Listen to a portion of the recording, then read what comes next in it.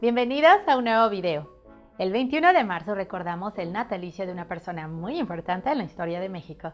¿Adivinas quién? Te daré unas pistas.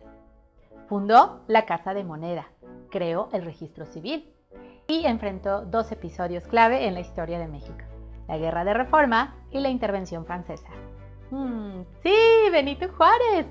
Aquí en la descripción te dejo nuestro video en donde te platicaré un poco de su infancia y trayectoria. Antes de empezar, es importante que sepas que todas las personas que han protagonizado la historia de nuestro amado México son seres humanos, con defectos, virtudes, que tomaron buenas y malas decisiones. Pero yo creo que podemos tomar lo mejor de las personas y aprender de ello. Hoy te voy a contar de un acierto de Benito Juárez: las leyes de reforma. ¿Listos? ¿Listas? Es hora de Historia de México.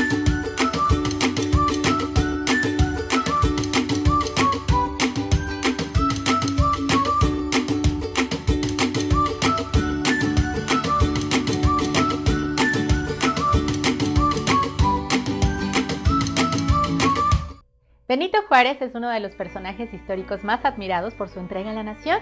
Fundó el Estado laico, defendió siempre la igualdad ante la ley y sentó las bases del Estado mexicano. Y ese sigue siendo su legado. Uno de sus mayores aciertos fue reunir a un super equipo, compuesto por el Choro Campos, Sebastián Lerdo de Tejada, Guillermo Prieto, Miguel Lerdo de Tejada, José María Iglesias, Manuel Ruiz, entre otros. Ellos se unieron a su proyecto por convicción, lo aconsejaron, asesoraron y apoyaron en todas las decisiones que tomó Juárez. Y sin su presencia, la fundación del Estado laico, así como la separación del Estado y la Iglesia, hubiera sido impensable. Cuando Juárez llegó a dudar, ahí estuvieron sus ministros y amigos para apoyarlo y que no se rindiera. Juárez y sus amigos consideraban que la Iglesia había traicionado su vocación de salvar almas. A cambio, empezaron a acumular poder y además intervenían en los actos del gobierno y regulaban la vida de la gente desde que nacían hasta que morían. Y nadie le decía nada, por lo que consideraron que era momento de poner un límite. Pero, ¿cómo empezó todo? El 23 de noviembre de 1855 se estableció la Ley Juárez, cuyo principio básico es la igualdad ante la ley y con la cual acabó con los dominios y privilegios de la Iglesia y el ejército. Por otro lado, la Ley Lerdo, su autor fue Miguel Lerdo de Tejada, tenía como fin poner en circulación las propiedades de la Iglesia para activar la economía. ¿Pero qué crees? Como era de esperarse, estas leyes fueron rechazadas por la Iglesia y varios grupos, y entonces empezaron a pelear. El gobierno promulgó una nueva constitución el 5 de febrero de 1857, pero el enojo de muchos creció y la Iglesia amenazó con excomulgar a quien apoyara esta constitución.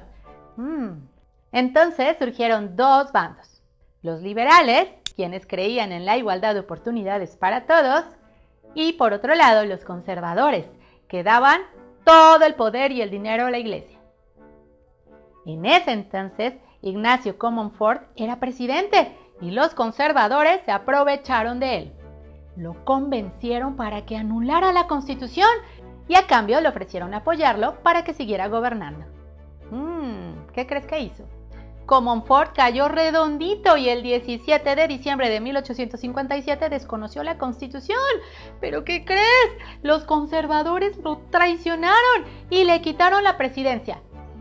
Antes de salir huyendo, Comonfort liberó al presidente de la Suprema Corte de Justicia de la Nación, que estaba detenido en el Palacio Nacional. ¿Adivina quién? Sí, Benito Juárez, a quien le correspondía asumir el poder.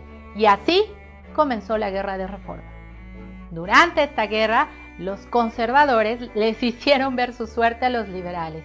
Y como no había modo de ganarles, a mediados de 1859 el presidente Juárez tomó una decisión definitiva. Desde Veracruz promulgó las leyes de reforma y con esto estableció el Estado laico. A través de las leyes de reforma, el gobierno liberal expropió los bienes de la Iglesia, estableció la libertad de culto, creó el registro civil, el matrimonio civil y la Iglesia la mandó a los templos a salvar almas, como le correspondía. Con las leyes de reforma quedó establecido que México sería y es un Estado laico, en el que la Iglesia no tendría ninguna injerencia y, por supuesto, no habría religión oficial. Habían concluido más de 300 años en los que la Iglesia y el gobierno fueron casi uno mismo. Fin del relato. Actualmente se utilizan las palabras liberales y conservadores para separar las creencias y valores de los mexicanos. Es muy importante que sepas que esta división no tiene nada que ver con la que se hizo en aquel entonces.